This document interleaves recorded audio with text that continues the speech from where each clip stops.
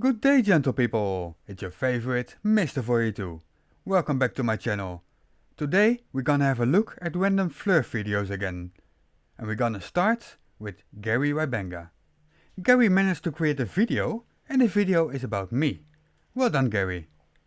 He named the video Mr. 42 is dumber than a box of rocks, and coming from him that's quite a compliment. The average rock is smarter than Gary himself. And I have a confession to make. I have not watched the video and I'm not going to. It's a waste of my time and it's a waste of your time. It will go a little bit like this. Blah blah blah, perspective, blah blah, Rayleigh criterion, blah, vanishing points, blah blah blah, unresolvable, mixed in with a random insult or two. Maybe a bit more, I don't know. If you have watched this video, let me know in the comments how I did. Next video please.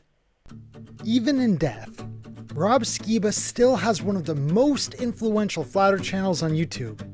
And that's actually quite a good indication of how dead flat Earth really is. Let's continue, Kyle. The moon rocks were first exposed as frauds by them in the Netherlands. Now, the Apollo astronauts went around and the big publicity tour at the time, back in the 60s, giving various people in positions of royalty and whatnot, leadership, moon rocks. Well, they decided at one point they wanted to take an insurance policy out on it. So, of course, as part of doing the insurance policy thing, they start analyzing it, and they found out the thing's petrified wood. Yes, it was petrified wood. And no, it was not given by the astronauts.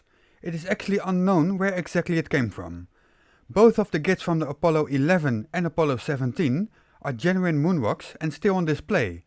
In fact, the Netherlands is one of the few countries where the location of both the Apollo 11 and Apollo 17 gift rocks is accounted for. After looking into this myself, I have to say that I find it funny how, according to the NBC News report on the matter, Van Gelder, one of the leading men in the investigation, said, Sorry, what did you just say? Van Gelder, one of the leading men in the investigation. Yeah, that's what I thought you said. So you looked into this yourself, but you couldn't figure out Van Gelder is a woman. It's literally written on the page you show us on screen. No one thought to doubt that it was a moon rock, since it came from the Prime Minister's collection, which is really odd since it looks so much different from every image that we have that was supposedly taken from the moon. Yeah, nobody cared to verify it, and that is indeed pretty stupid. I agree with that part. By the way, there are still 90 genuine and verified moon rocks that are accounted for, so this whole idea of yours is rather pointless. Are you friends with Eric DeBay? You know, that's such a funny question. Eric doesn't like me, but that's okay. What? Are you serious? Eric doesn't like me because you guys say the same thing. He says, well, you know, I got a lot of my information from him. I share his videos and stuff, but he doesn't like me, and that's fine. It's because I'm Jewish. So Eric DeBay, a self-proclaimed neo-Nazi, doesn't like a Jewish man. This is not going well. And he thinks that I'm a shill running the world and that I'm here selling an app to track you. Well, he got at least something right. But this is not a video I want to continue. Let's go to the next video. Now, Slice Barcane thinks that if I tilt my camera down, that line's going to become crooked. It sounds that this is a perfect time for a cameo. Here's my co-host, the Red Line. And what do you know? Slice Barcane was correct. Or if I tilt my camera up, it's going to become crooked. And he's right again. That's 2 for 2. So, as you see, the line stays straight. Doesn't matter if I tilt. Doesn't matter which way, up or down. Back to the center with the camera level. Gary Wybenga, you are an idiot. Your own recording shows the opposite of what you claim it shows.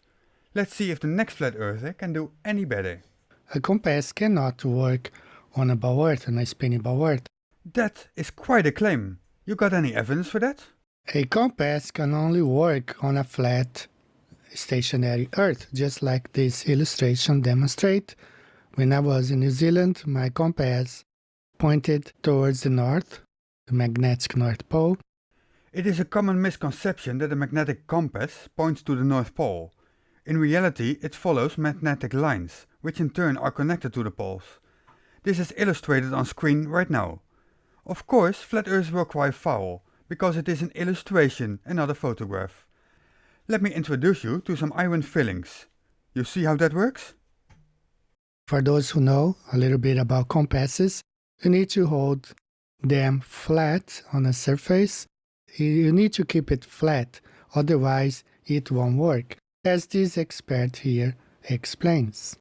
Today, we're going to go over the fundamentals of a compass, which include the basic parts, how to hold the compass, and the simple steps to follow when using your compass. Now, how to hold your compass.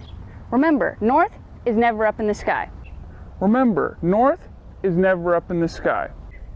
Remember, north is never up in the sky. That's great, Flat Earth Banjo. Now I've tracked down the original video and I wonder why you left this part out. Also, since compasses work off the Earth's magnetic field, never hold it near a metal object. Compasses work off the Earth's magnetic field. Compasses work off the Earth's magnetic field. Compasses work off the Earth's magnetic field. Your cherry picking is too obvious, and you should think why you need to cherry pick in the first place. And that's it for today. I hope you enjoyed the video. Please like and subscribe if you haven't done so already, and check the description for more information. This has been Mr. 482, out. Don't panic.